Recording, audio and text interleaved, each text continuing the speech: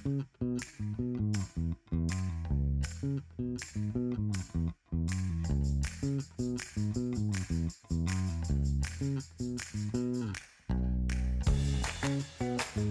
un projecte prou innovador i per a mi és un gran avanç perquè, clar, de no poder-la visitar per dins a través d'aquesta realitat virtual, poder-la visitar i no sols poder-la visitar tu, sinó una persona que de rodes que no podria potser pujar fins a la piscina de la Muralla Roja puga veure's allí, és una passada, és indescriptible.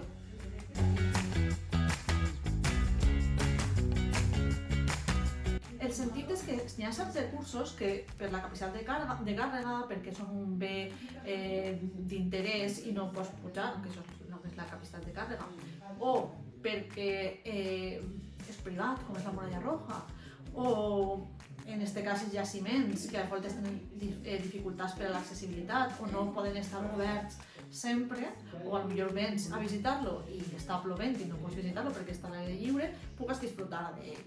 Pots disfrutar d'ell pausadament, al teu aire, al teu ritme, a través d'aquestes ulleres o aquesta realitat virtual que veus a través de la pantalla.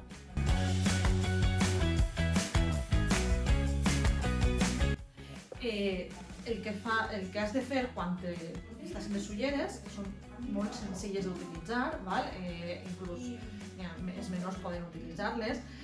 Tu et submergixes dins d'un món paral·lel en el qual veus 360 graus, dalt, baix, als costats, el que seria, en aquest cas, la Muralla Roja o el recurs que anem a virtualitzar, com pot ser el penyal o podria ser el jaciment.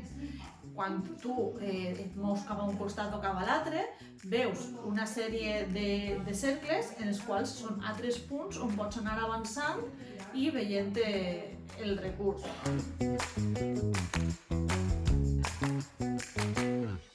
Exacte, no va sols dirigida als turistes, sinó que ve també a ser un reforç de reconeixement o de disfrute del patrimoni cultural, perquè també pretenem posar-los en els museus locals, que moltes voltes són utilitzats per la mateixa gent local, com a gent de la zona o gent que ve escolars, grups d'estudiants. La idea és que siguin un recurs més per a conèixer el patrimoni.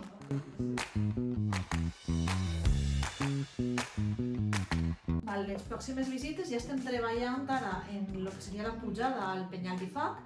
Aquesta pujada, també per les dificultats del parc i per les restriccions, no serà tant 360 com pot ser la Muralla Roja, sinó que serà un 360 però sols dins de la ruta visitable del Penyal d'Ifac fins a la cima, que és la Ruta Roja. Més tard començarem en els jaciments arqueològics. En el projecte dels jaciments arqueològics encara no tenim clara quina va ser la fórmula exacta. Sí que farem una visita 360 a lo que són les ruïnes, però pot ser fem alguna altra coseta més.